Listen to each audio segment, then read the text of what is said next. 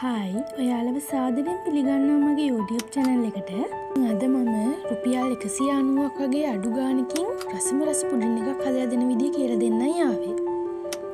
මේකට අපිට chocolate biscuit එකක් වගේම මාරි පැකට් එකක් ඕන වෙනවා. ඕගොල්ලෝ මාරි වලට කැමති නැත්නම් චොක්ලට් බිස්කට් විතරක් පාවිච්චි කරන්න පුළුවන්. දැන් අපි මේ විදිහට බිස්කට් එක අරගෙන ඇතුලේ තියෙන ක්‍රීම් එක වෙනම වෙන් කරගන්න ඕනේ.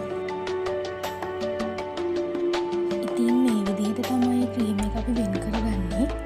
දැන් අපි බිස්කට් එක මේ විදිහට කෑලි කෑලි වලට කඩා ගන්න ඕනේ.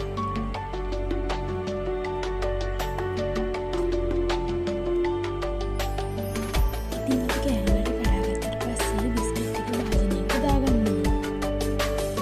ඉතින් අපිට මේකට දාන්න කිරි පිටි අවශ්‍ය වෙනවා.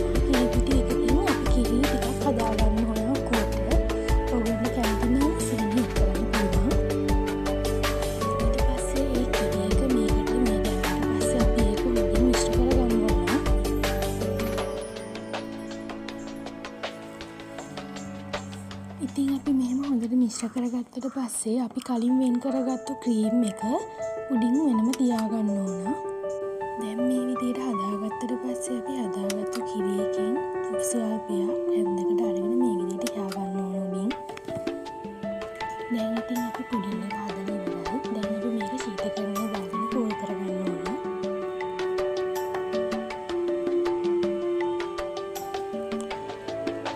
ශීතකරණය දැම්මට පස්සේ